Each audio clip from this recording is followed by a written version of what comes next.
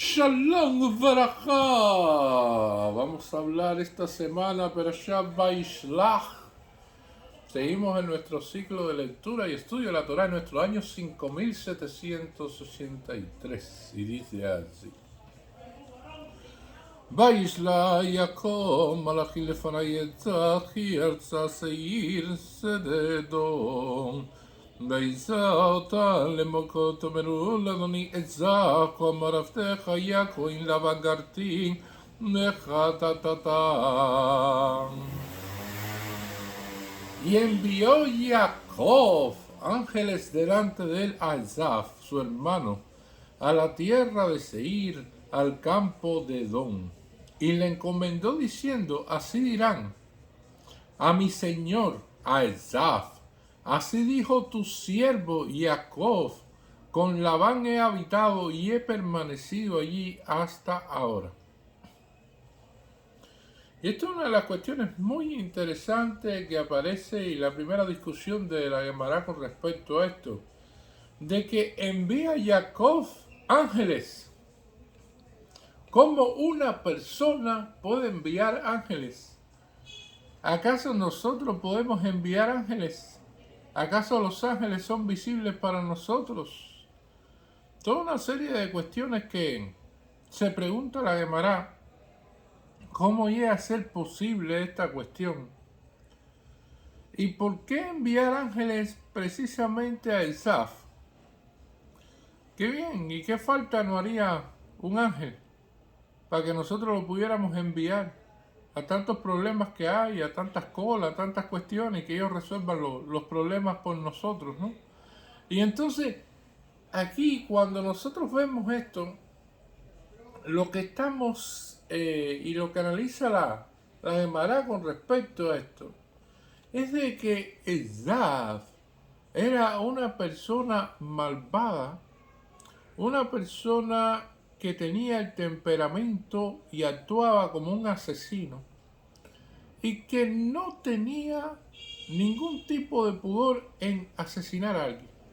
Si Jacob hubiera enviado a alguien normal, un ser humano común, a llevarle un mensaje a Esav muy sencillamente hubiera dicho, usted viene de parte de Jacob, bueno, entonces venga por aquí, y lo iba a eliminar. Y esto es una de las cuestiones, como los ángeles son invisibles en su estado natural para los seres humanos, y aparecen en determinadas cuestiones cuando desean así hacerlo por voluntad de Hashem, de que aparezca en algún momento ante un ser humano, entonces estos ángeles pudieron llevar este mensaje. Esav no tenía el poder para hacerle daño al mensajero. Por eso Jacob envía ángeles. Pero esto es una de las cuestiones del por qué. Pero las cuestiones de que tienen que ver cómo es posible de que Jacob pudiera tener ese poder de enviar ángeles es una cuestión mucho más compleja.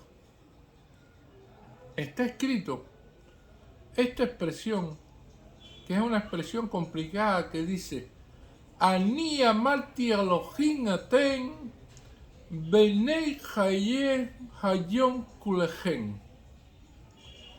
Yo dije, ustedes son dioses, hijos todos de Dios. Y esto es una expresión compleja, evidentemente, porque está diciendo que ustedes son dioses, hijos de Dios. Y evidentemente, como el Shema Israel lo explica, que es la expresión más importante dentro del judaísmo, que dice Shema Israel, Hashem Elokeinu, Hashem Echad, que Dios es uno. ¿Cómo se puede definir esta expresión que trae la Gemara para explicar esto? Y también expresa esta segunda cuestión. Elohim Nisa Beden, el Beker Elohim mismo. Dice, cuando un tribunal rabínico juzga algo religioso, algo divino, en ese momento Dios está en la congregación de Dios junto con los dioses, los cuales juzgará. Y esto significa, y está escrito en varias ocasiones, de que un juez actúa como si fuera un dios. Cuando juzga algo divino, cuando juzga alguna ley de la Torá con respecto a un tribunal en el cual tiene que ejercer en ese momento un veredicto. Y esto es una de las cuestiones que también aparece en el caso de un Yehudí que dice, él le mimó a Mael. Dice, cada Yehudí tiene un pedazo del cielo. Tiene una Neshama y tiene la cuestión material, la cuestión de las necesidades físicas, se pudieran decir. Entonces, la persona está compuesta por dos polos opuestos. Uno es el polo espiritual, un Yesel que va a todas las cuestiones espirituales, y un Yesel que va a todas las cuestiones materiales. Y esto es una de las cuestiones importantes, porque cuando una persona, que generalmente ocurre en el mundo, la cuestión material llega por encima de lo espiritual y aplasta lo espiritual, entonces la persona solamente tiene pensamiento para el dinero, para la riqueza, para la comida, para lo que se va a comprar. El único forma de desestresarse es ir a tienda a comprar esto, comprar aquello, seguir en esto, seguir en aquello. Y entonces ninguna cuestión espiritual tiene necesidad de buscar. En este caso es una persona que ha tenido todo lo común de la parte material que tienen todos los animales, y la parte espiritual la ha perdido completamente, está aplastada. Sin embargo, hay personas que no. Hay personas que lo espiritual es superior a lo material. Entonces no le preocupa mucho qué es lo que comen, no le preocupa mucho cuánto dinero tiene, no le preocupa mucho las cuestiones que tienen que ver con el físico y estas cosas, sino lo que más le preocupa es qué van a estudiar de Torá, qué misbó van a hacer, qué es lo que pueden hacer diariamente para mejorarse como seres humanos, qué buena acción van a hacer en ese día. Entonces, una serie de cuestiones que son desde el punto de vista espiritual. ¿Qué es lo que pasa? Que un juez tiene que ser una persona que aborrezca el dinero y las cuestiones materiales, y que entonces lo espiritual sea superior a lo material. A lo espiritual ser superior a lo material se acerca más a Hashem, y entonces va adquiriendo un carácter más elevado que se convierte en un socio de Hashem prácticamente en el proceso de juzgar a las personas, porque está pensando en alas del cielo en todo momento y no en cuestiones de cuánto le van a pagar por esto, cuánto le van a pagar por aquello. Es una de las cuestiones que tienen los jueces como tal. Hay veces, y nosotros también los vemos en los goyim, que ellos tienen interés también desde el punto de vista de nosotros. O sea, recientemente que estuvimos en un encuentro por la paz con diferentes denominaciones, muchos se acercan y te empiezan a preguntar, ¿y cómo es esta cuestión? ¿Y cómo es aquello? ¿Y qué fuente? ¿Y qué referencia? ¿Y cómo yo llego aquí?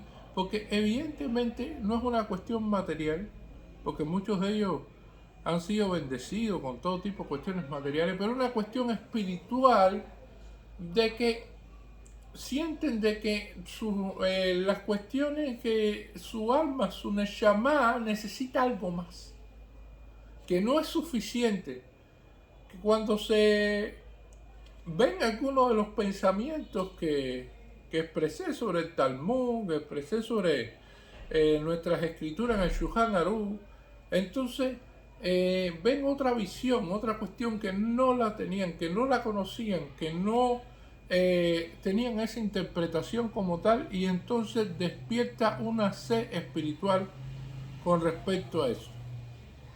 Y es una de las cuestiones que vamos a ver aquí. ¿Qué es? O sea, la Gemara plantea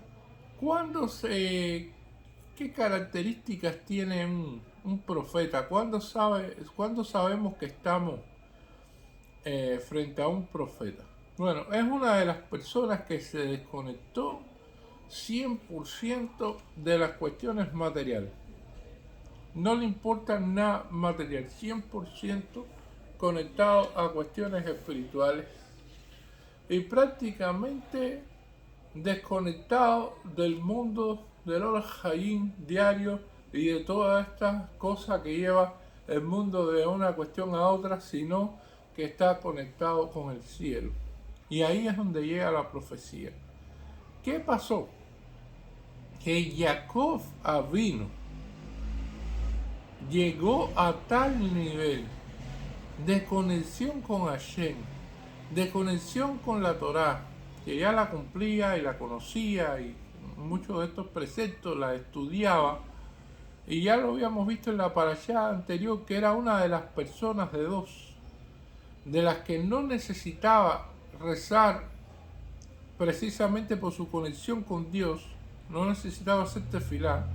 También estamos viendo aquí que tiene una conexión tan grande con Hashem y un estudio de la Torah tan elevado, que entonces los ángeles están por debajo de él y puede entonces proveerse de ellos para dirigirlo en determinadas cuestiones.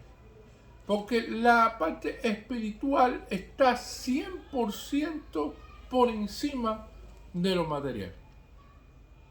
Jacob Avinu logró ese nivel y es la explicación que da la Gemara con respecto a esto. Porque como un ángel le va a hacer caso. Bueno, llegó a tal nivel que era superior a los ángeles. Llegó a tal nivel de que estaba tan conectado con Hashem, de que tenía ese nivel espiritual tan grande, que llegó a tener ese poder para precisamente enviar ángeles. Y envió Jacob ángeles. Y la mayoría de las personas que yo conozco de alguna manera tienen siempre alguna cuestión material. He visto gente que necesitan fumar. He visto gente que necesitan tomar café. He visto gente que necesitan bebida, que no han bebido y necesitan tomar. He visto personas que necesitan comer algo dulce porque no han comido algo dulce o algo de esto. O sea, casi todas las personas que hemos visto, de alguna manera u otra, las cuestiones materiales le tienen ocupada su vida. Jacob Avino estaba a otro nivel.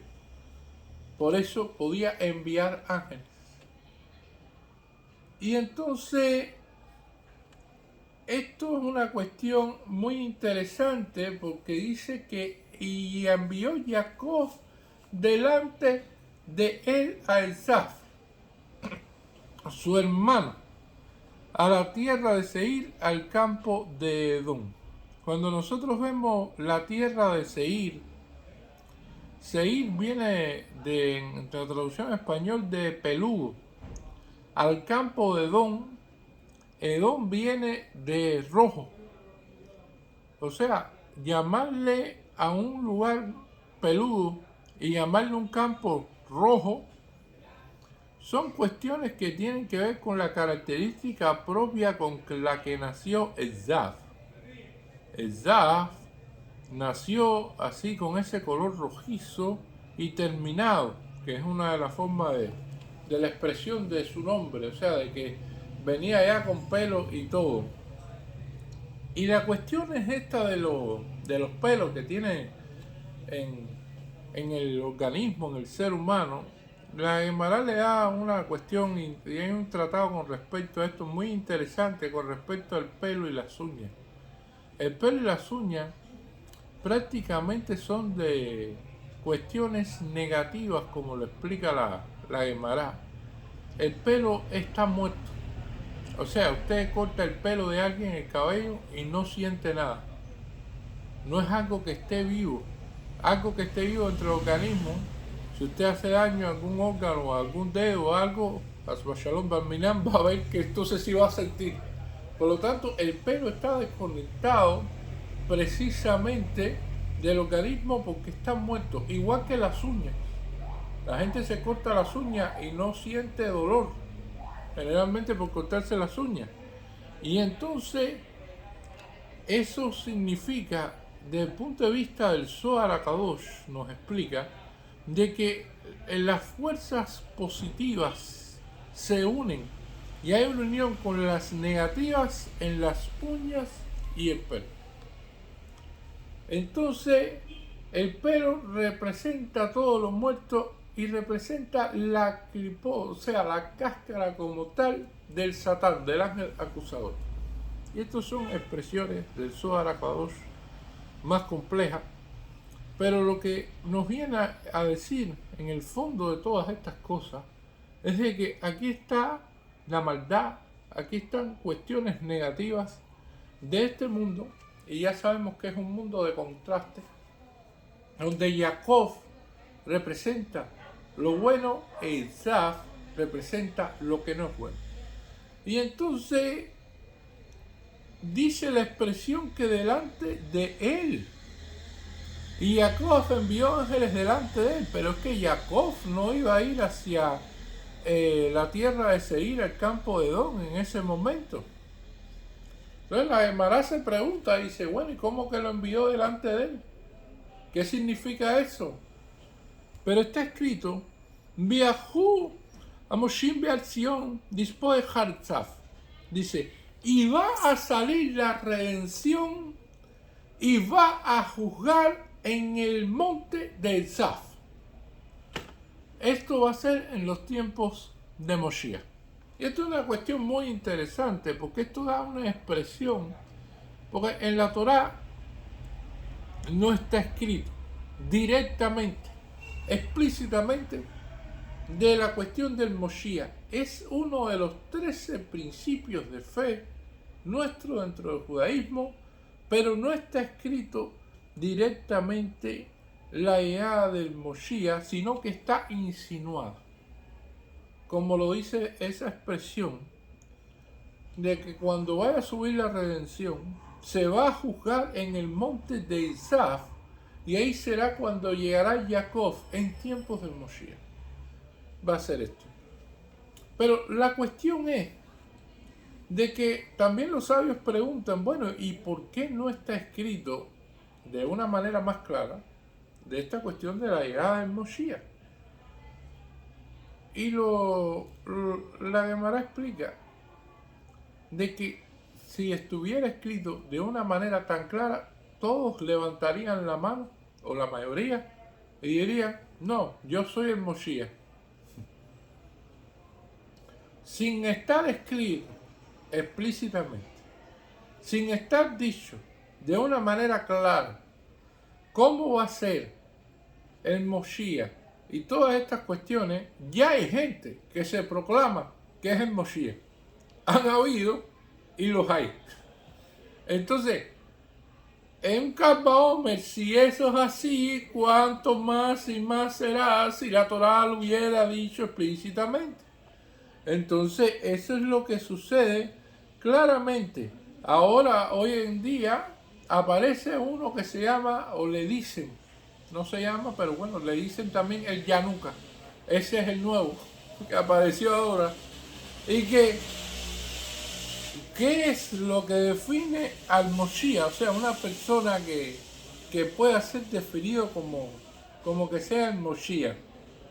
Dice, una expresión que dijo una explicación que dio el Shah con respecto a esto. Dice, cuando veamos a una persona que diga ser el Moshiach y que nadie discuta con respecto a esto, que todos estén de acuerdo en que lo es.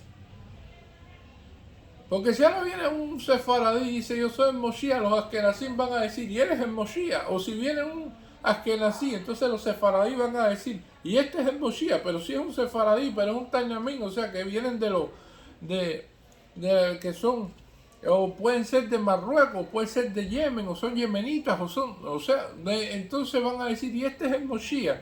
O si viene una persona argentina y dice, oh, che, yo soy el Moshiach, entonces van a decir la gente, oh, espérate, pero este es el Moshiach, no. Dice, cuando vaya a aparecer el Moshiach, nadie va a decir en ese momento que no lo es. Porque va a estar claro ante los ojos de todos y de toda la gente racional que piensa, que analiza, de que es el Moshiach. No va a tener detractores, no va a existir una opinión que diga no, él no es por esto, por aquello, por lo otro. Y eso no ha sucedido todavía. Besra Hashem que pronto lo tendrá. Y entonces, esta es una de las cuestiones que aparece aquí, que envía delante de él, y eso se está refiriendo a los tiempos futuros, a Isaac, su hermano, y lo recuerda aquí, el Zaf Ají. O sea, estamos viendo de que Jacob le dice a los ángeles que recuerde el Zaf, que él es su hermano. Porque muchas veces las personas no saben o pierden el sentido de con quién están discutiendo. Porque, o sea, sabemos de que Esaú odia a Jacob, pero Jacob es su hermano. Y Jacob es su hermano mellizo. O sea que, desde el punto de vista de todas estas cuestiones, que hay una conexión de sangre y esta rutina de odio que tiene Esaú con él, que quiere aplicar en todo momento, Jacob le quiere recordar que es su hermano, independientemente de todo el odio y de todo el rencor que pueda tener Esaú, como está decretado y está escrito aquí en la Torá. Y entonces le dice esto, su hermano, a la tierra de Seir, al campo de Edom. Y es una de las cuestiones, y le encomendó diciendo, así dirán a mi señor a Esaú, así dijo tu siervo Jacob. Y esto es una cuestión muy interesante, que va a haber una gran discusión. Dice, así se le habla a un rashá, a una persona malvada. Mi señor Esaú, tu siervo Jacob. O sea, pone la palabra Adoní, que aparece aquí, Esaú, es como amo, señor, gran lord, todo lo se puede decir, todas las cuestiones de grandeza, de alabanza a una persona muy importante, muy querida, muy apreciada. Y Jacob, él mismo se rebaja como siervo. Coamar Afdeja Jacob, o sea, Jacob el siervo, Jacob el esclavo, se pudiera decir también. Entonces, Jacob aplica terminologías de adulación, se pudiera decir el Saf, y adula a un rashá. El Midrash, en sus distintos comentarios, aparece de que Jacob fue castigado por esto. Esto a nivel de Midrash. El Talmud, que es la fuente fundamental nuestra, nos explica que aquí hay un aprendizaje muy grande con respecto a esta cuestión. Porque está permitido, si Jacob lo hizo, hacer este tipo de adulación a los malvados, con tal de abrir los caminos y con tal de sobrevivir. El pueblo de Israel, el pueblo hebreo, conoce esto. Nosotros hemos convivido en muchos lugares, en muchas épocas, bajo muchos regímenes, bajo muchos imperios, bajo muchas cuestiones de personas y de sistemas que no son buenos. Y hemos sabido precisamente decir las palabras correctas y hemos aplicado perfectamente esta cuestión para abrir el camino, evitar daños y seguir nuestro propio destino, Bezrat Hashem, sin problema. Y esto es una de las cuestiones fundamentales que estamos viendo aquí. Porque hay personas malvadas que sí persiguen los honores. Los Shaín que les gustan que los adulen, que le digan que todo está bien, que ellos son lo máximo, que sí, que se la saben todas. Bueno, felicidades, usted se la sabe todas, usted es lo máximo, nosotros no somos nada. Y por favor, vamos a continuar nosotros con nuestro camino y ustedes se lo saben todo. Y esto es una de las maneras de ser y una de las maneras de trabajar precisamente con los oyentes. Para que nos dejen tranquilos. Para que nos dejen en paz. Y para seguir nosotros nuestros caminos de la Mifó, nuestros caminos de la Torah. Y es una de las parashá Ashavua que nos explica claramente cómo tratar y cómo funcionar con respecto a los hollín y cómo buscar sobre todo la paz. Porque precisamente unas palabras de esta cuestión y esta índole que hace Jacob Avinu de adulación al Yah, y esta como Jacob se rebaja ante Yah, trae consigo la paz con el Zaf en ese momento después que se encuentra.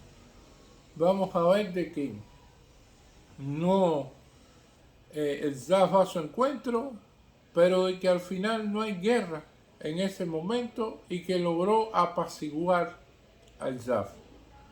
Logró la paz en ese momento con esas palabras. Y dice, y así dijo tu siervo Jacob, si fuera su esclavo, con Labán he habitado y he permanecido allí hasta ahora. Una de las explicaciones que viene aquí a decirnos de que con Labán he habitado, significa de que cuando usted menciona el nombre de Labán, está mencionando al mayor estafador, al mayor mentiroso, a la persona que se la sabe todas en los procesos de engañar a los demás. El malvado perfecto es Labán, archiconocido en aquella época en todos los territorios.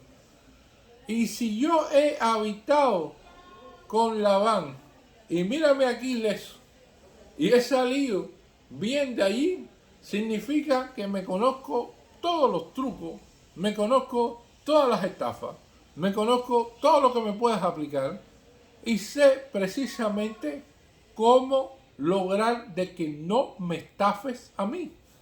Cómo lograr de que no me engañes a mí.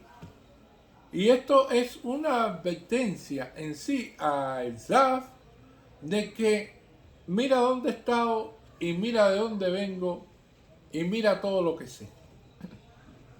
Y he permanecido allí hasta ahora. Muchos de los comentaristas con respecto a esta expresión nos quieren decir de que Jacob habitó ahí en casas de Labán, pero que cumplió con toda la Torá y que cumplió con todas las cuestiones allí, que no se desvió en ningún momento. Pero al decir que cumplió con toda la Torá, que cumplió con los 613 preceptos, evidentemente aquí hay una complicación grande desde el punto de vista de lo que muchos sabios expresan con respecto a esto.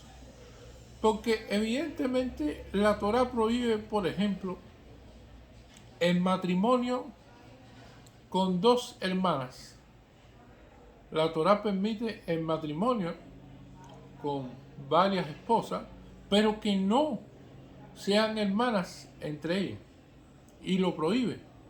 Y Jacob se casó con dos hermanas claramente se casó con Lea y Rachel. Entonces, como explicación a esto nos dicen, bueno, pero Rachel murió en el mismo momento en que entraban a la tierra de Israel, porque en Israel sí que no se podía permitir eso. Todavía no había sido la Torá fuera de Israel que se dio en el monte Sinaí, y todavía no se llevaba a cabo todas las cuestiones desde el punto de vista universal, pero en Israel no se podía permitir eso, por eso Rachel murió y no podía.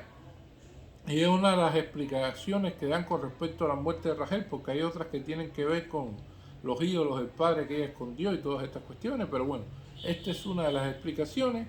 Y que entonces Jacob entró y ya al morir Rachel ya no estaba casado con dos hermanas, porque en el caso de Bila y Silpa, que eran hijas con concubinas diferentes, entonces no eran hermanas como Rachel y Lea. Esto es una de las cuestiones que aparece. Pero es más complejo que eso. 613 preceptos traen preceptos, por ejemplo, de elegir un rey, de el Bet Hamikdash, de la su construcción y los sacrificios que se hacían ahí, de una serie de elementos que no estaban. Entonces, Rabbi David Alevi, en su libro Divrei David, nos explica de que en un momento se le preguntó a Hashem cómo iba a proteger al pueblo de Israel, y Hashem respondió en ese momento y dijo, vamos a protegerlo a través de los sacrificios que se hagan en el templo. Y después se le preguntó a Hashem y le dijeron, bueno, y si no hay templo, entonces ¿cómo vamos a proteger a los hijos de Israel? Y Hashem respondió, vamos a protegerlo a través del estudio de la Torá, que es como si hicieran sacrificios en el templo. Entonces, diciendo esto, si uno estudia la parte de los sacrificios, es como si hiciera los sacrificios. Si uno estudia los 613 preceptos, es como si hicieran los 613 preceptos. Entonces, teniendo en cuenta esto, si Jacob estudió los 613 preceptos, es como si lo hubiera cumplido. Eso es la explicación que aparece con respecto a esto. Con respecto a las cuestiones del matrimonio, la Gemara todavía va más a una complejidad superior. Cuando aparece el primer hombre, Adán, y Eva, Java, ellos tienen 3 hijos. Tuvieron a Caín, tuvieron a Abel y tuvieron a Shet. ¿Y con quién se casaron esos 3 hijos? Se casaron con sus hermanos. Y entonces cuando aparece el casamiento, en este caso, el producto de estos hijos se llama mamzerín. O sea, que significa mamzer, que viene de la palabra bastardos. O sea, que son hijos bastardos. Pero en el caso de ellos lo llaman un Hesed Gut, o sea, una cuestión de bondad, porque no había otra forma de tener descendencia. Bajo la misma lógica pensaron las hijas de Lot cuando se destruyeron las ciudades de Sodoma y Gomorra. Ellas dijeron, se destruyó la humanidad, Bashalom, Barminán, y entonces si nosotros no tenemos descendencia, no va a haber continuidad en la humanidad, y por eso tuvieron relaciones con el padre, y de ahí surgieron 2 pueblos, Moab, hijo de mi pueblo, y Moab, hijo de mi padre, que fue más literal todavía esta cuestión. Esto es un elemento fundamental en la vida y tiene una explicación muy profunda, inclusive que la podemos llegar a nuestro país, porque en la comunidad aquí en Cuba hubo una etapa que no tuvimos la posibilidad de que las personas que formaban parte de la comunidad tuvieran opciones para casarse con otros miembros yehudí de la comunidad. La comunidad se redujo y no había posibilidades de ir a otro lugar a encontrar esposa. Y muchos de los miembros de la comunidad, para que tener descendencia y para que no se perdiera en ese momento la comunidad, se casaron con Goyá y tuvieron hijos que no eran propiamente de madres judías. Esto es entendido por algunos rabinos, sobre todo los que tienen un nivel más elevado en el sentido de entendimiento de la Torá, y que en definitiva estos descendientes son los que han hecho posible que la comunidad siga viva y al pie se puede decir de ser una comunidad activa, que podamos decir Am Israel Becuba Hay, el pueblo de Israel vive en Cuba. Si no hubieran tomado esa decisión y si no se hubieran casado en su momento y no hubieran tenido descendencia, no quedaría nada. Entonces, debido a eso, algunos de los rabanín que comprenden estas cuestiones lo establecen como una cuestión que se hizo en su momento bajo una necesidad especial y que trajo consigo consecuencias positivas precisamente para la comunidad, para que continuara el proceso de la presencia judía en Cuba. Algunos no llegan a entender esto, son literales, hacen junra, esto es lo que dice la halajá, esta es la cuestión que dice esta cuestión, pero son los menos y los que no, por supuesto, no llegan a un nivel superior. Y esto es una de las cuestiones interesantes que nos trae la Torá esta semana, con las explicaciones de la Gemara, en lo que le dice Jacob a Labán, a Esaú, que habitó con Labán, he habitado y he permanecido allí hasta ahora, como diciendo, me conozco todo, no vengan a inventar, que yo sé exactamente lo que tú piensas hacer y no te va a dar resultado. Muchas gracias.